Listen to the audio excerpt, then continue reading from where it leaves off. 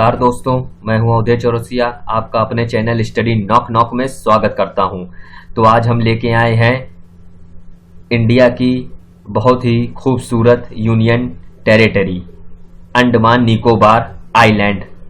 तो आज हम बात करेंगे अंडमान निकोबार आइलैंड, जो कि भारत की एक बहुत ही खूबसूरत यूनियन टेरिटरी है। तो चलिए हम शुरू करते हैं कुछ इम्पॉर्टेंट फैक्ट जो कि एग्जाम पर्सपेक्टिव से बहुत ही इम्पॉर्टेंट है। तो चलिए शुरू करते हैं अंडमान निकोबार द्वीप समूह। तो इसकी पहले जान लेते हैं ज्योग्राफी लोकेशन। तो अंडमान निकोबार या अंडमान निकोबार द्वीप समूह या भारत के पूर्व में स्थित बंगाल की खाड़ी के दक्षिण में हिंद महासागर में स्थित भारत का बहुत खूबसूरत केंद्र शासित प्रदेश अंडमान निकोबार स्थित है, जो कि 572 छोटे व बड़े द्वीपों से मिलकर बना हुआ है। यानी कितने द्वीप हैं? ये सब 572 जो छोटे व बड़े आइलैंड मिलकर जो है एक बहुत बड़े जो है अंडमान निकोबार आइलैंड का निर्माण करते हैं। यह एक आर्कीपेलगो है। अब आर्कीपेलगो क्या होता है? आर्कीपेलगो या छोटे छोटे द्वीप समूह से मिलकर बने हुए एक आइलैंड का समूह ही आर्कीपेलगो कहलाता है। यानी जो छोटे बड़े आइलैंड का जो एक ग्रुप्स होते हैं, groups of island, that is called आर्कीपेलगो।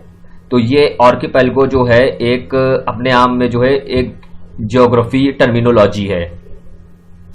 अब इसका गठन कब हुआ था अंडमान निकोबार? इसका गठन जो है 1 नवंबर 1956 को यह भारत सरकार का जो है वो केंद्र शासित प्रदेश बना था तथा इसका क्षेत्रफल जो है वो 8,249 वर्ग किलोमीटर, पूरा जो इसका क्षेत्रफल जो है वो 8,249 वर्ग किलोमीटर क्षेत्रफल में यह पूरा फैला हुआ है।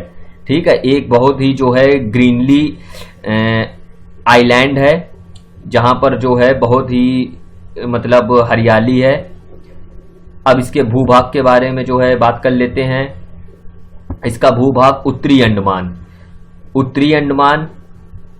मध्य अंडमान, दक्षिण अंडमान,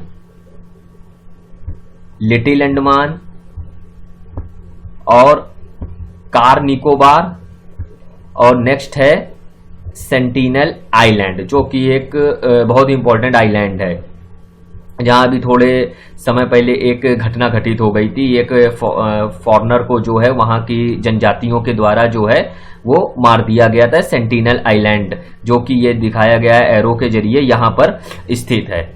और ये उत्तरी अंडमान जो सबसे ऊपर है वो उत्तरी अंडमान कहलाता है। उत्तरी अंडमान, फिर उसके बीच में आ जाएगा ये मध्य अंडमान है, और फिर ये नीचे जो है दक्षिण अंडमान है, तथा उसी के नीचे एक लिटिल अंडमान है जो कि लिटिल अंडमान के नाम से जाना जाता है। और फिर ये निकोबार द्वीप समूह है जो सबसे नीचे है, निकोबार आइलैंड कहलाता है।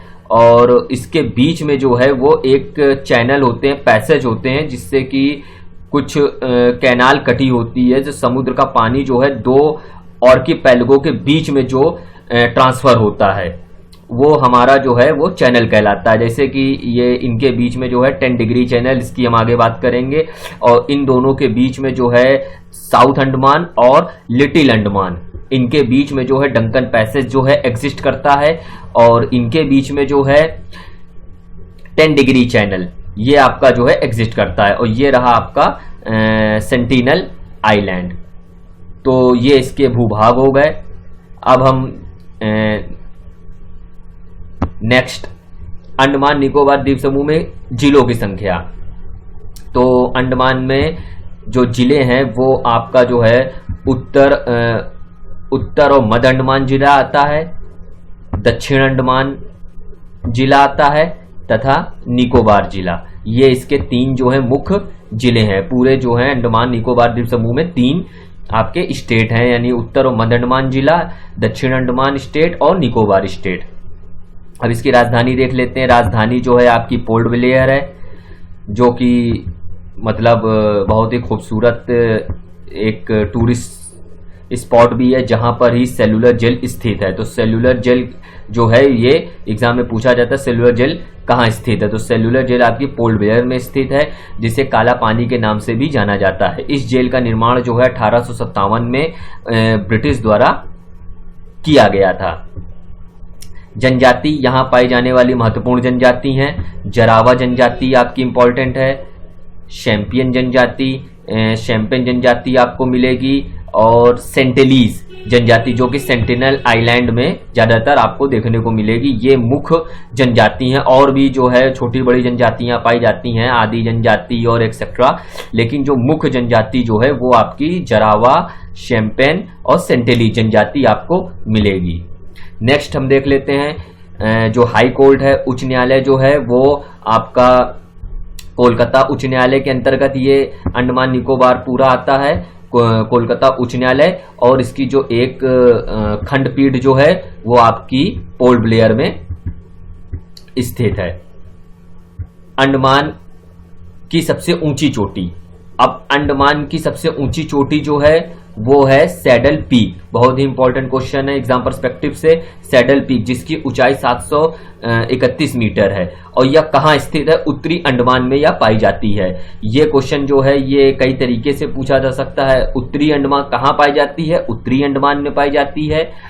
अंडमान की सबसे ऊंची चोटी है सैडल पीक, ना कि निकोबार, केवल अंडमान की। तो अंडमान की जो है सैडल पीक है जिसकी ऊंचाई 731 मीटर है, और अंडमान निकोबार की भी ये सबसे ऊंची आपकी चोटी है। अब नेक्स्ट है निकोबार की सबसे ऊंची चोटी है, ये आपकी होगी माउंट थुलियर।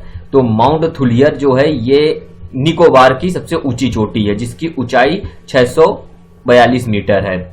अंडमान की जो सबसे ऊंची चोटी वो सैडल पीक है, और निकोबार की जो है वो माउंट थुलियर है। अब हम देख लेते हैं यहाँ का जो राजकीय पशु है। राजकीय पशु जो है आपका ये है डुगोंग। डुगोंग जो है एक प्रकार की समुद्री गाय होती है जिसे हम डुगोंग के नाम से जानते हैं। ये यहाँ का राजकीय पशु है। अब राजकीय वृक्ष जो है वो है अंडमान पुडैक। अंडमान पुडैक जो है यहाँ का राजकीय वृक्ष है। पुडैक की जो है लकड़ियां जो है यहाँ पे बहुतायत में पाई जाती हैं। और राष्ट्रीय पक्षी जो है वो उड पिजन। उड पिजन जो है यहाँ का राष्ट्रीय पक्षी है। तो राष्ट्रीय पशु हो गया आपका डुगोंग जो कि एक समुद्री गाय है। राष्ट्रीय वृक्ष हो गया अंडमान पुडैक, ये आपका वृक्ष है। और राष्ट्रीय पक्षी, राजकीय, सॉरी यहाँ राष्ट्रीय छप गया है, राजकीय पक्षी जो है वो आपका उड पिजन है। तो ये सब राजकीय हैं अंडमान के। नेक्स्ट हम देख लेते हैं अंडमान निकोबार के महत्वपूर्ण आइलैंड। अब जो है ये इंपॉर्टेंट क्वेश्चन है, रॉस आइलैंड, नील आइलैंड और हैवलॉक आइलैंड। ये इंपॉर्टेंट है क्योंकि एग्जाम में ये तीनों पूछे जाते हैं। रॉस आइलैंड जो है ये इसका नाम, जिसका नाम बदलकर नेताजी सुभाष चंद्र बोस द्वीप किया गया है, जो कि माननीय प्रधानमंत्री के द्वारा इनकी 75वीं एनिवर्सरी में जो है इसका नाम बदलकर रॉस आइलैंड कर दिया गया है। रॉस आइलैंड का नाम बदलकर नेताजी सुभाष चंद्र बोस द्वीप रखा गया। नील आइलैंड, नील आइलैंड का नाम बदलकर जो है वो शहीद द्वीप रखा गया है। और हैवलॉक आइलैंड, तो हैवलॉक आइलैंड का नाम बदलकर जो है वो आपका स्वराज द्वीप यानी स्वराज द्वीप रखा गया है। तो हैवलॉक आइलैंड का नाम स्वराज द्वीप हो गया, नील आइलैंड का नाम शहीद द्वीप हो गया, और रॉस आइलैंड जो कि इंपॉर्टेंट है ये नेताजी सुभाष चंद्र बोस के द्वीप के नाम पर रखा गया है। और इंपॉर्टेंट आइलैंड इसके हो गए सेंटिलीज आइलैंड, ये अलग है।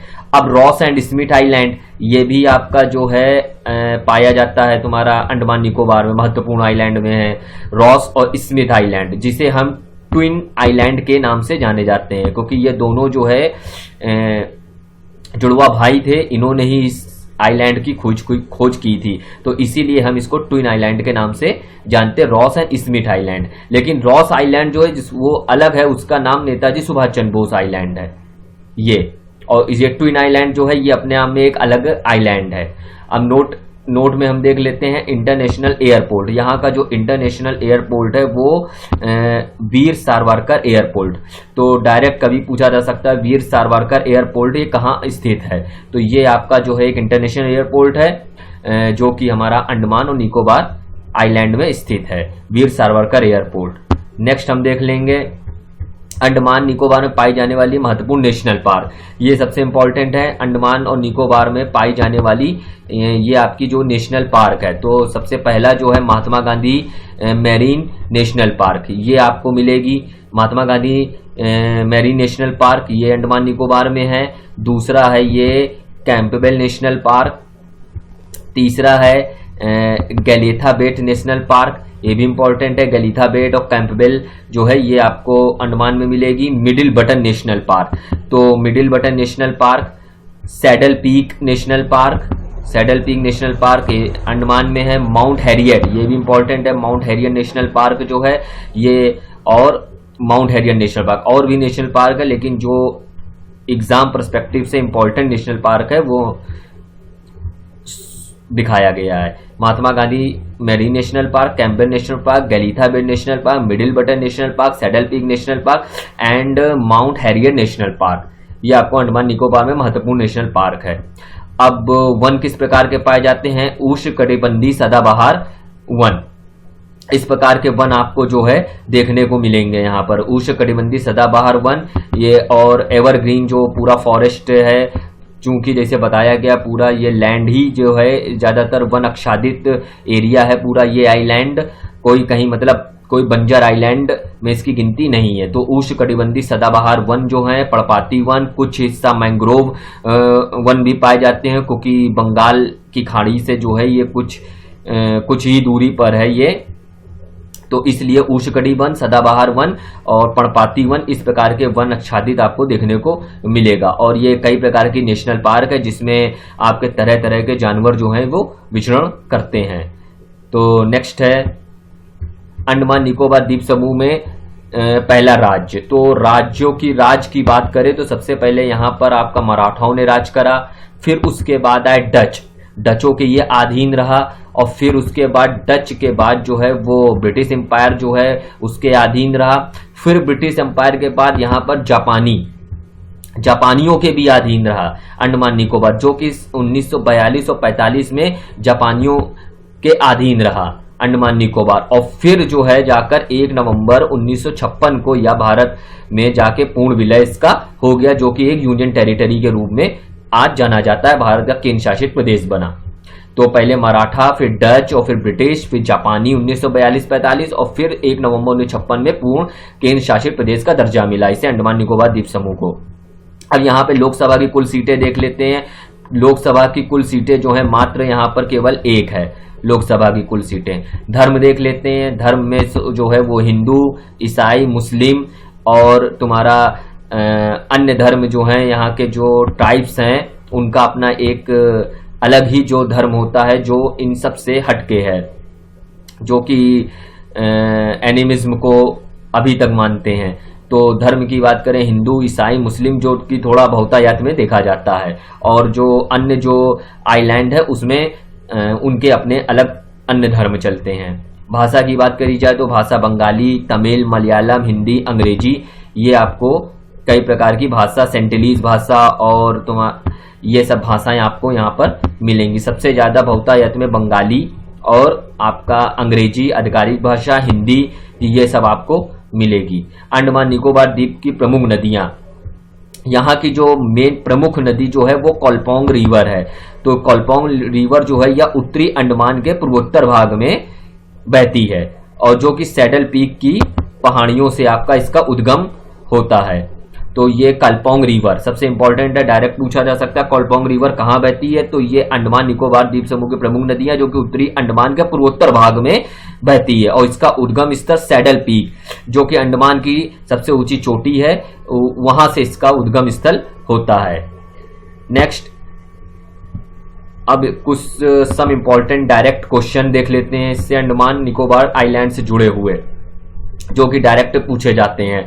अब क्वेश्चन फर्स्ट है, अंडमान निकोबार की राजधानी पोर्ट ब्लेयर ये स्थित है, तो ये कहाँ स्थित है?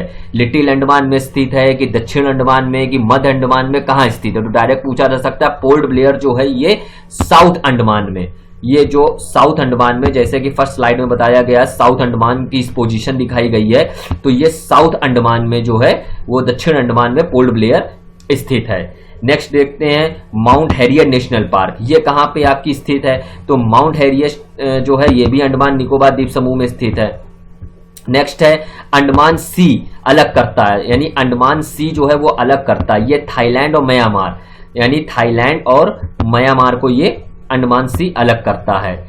नेक्स्ट है 10 डिग्री चैनल, सबसे इंपॉर्टेंट है 10 डिग्री चैनल अलग करता है। तो 10 डिग्री चैनल जो है ये आपका अलग करता है लिटिल अंडमान को कार निकोबार आइलैंड से, जो कि फर्स्ट स्लाइड में दिखाया गया है पोजीशन कहां पर कौन सा द्वीप स्थित है। तो लिटिल अंडमान यानी दक्षिण अंडमान के नीचे एक जो छोटा सा जो टुकड़ा आइलैंड का टुकड़ा है वो लिटिल अंडमान के नाम से जाना जाता है, और लिटिल अंडमान तथा उसके नीचे कार निकोबार, यानी जो निकोबार का जो हिस्सा है पहला हिस्सा जो जाना जाता है उत्तरी निकोबार, उसको हम कार निकोबार के नाम से जानते हैं। तो उनके बीच में एक पैसेज है, जो समुद्र का जो है वो पानी जो है वो बिल्कुल ट्रांसफर होता है, तो पैसेज को ही हम 10 डिग्री चैनल 10 डिग्री चैनल द्वारा वो अलग होता है। जो ज्योग्राफिकल लोकेशन के हिसाब से देखा जाए उसकी जो पोजीशन है वो 10 डिग्री पर स्थित है। तो लिटिल अंडमान तथा कार निकोबार ये 10 डिग्री चैनल के द्वारा अलग होता है। इंपॉर्टेंट क्वेश्चन है ये।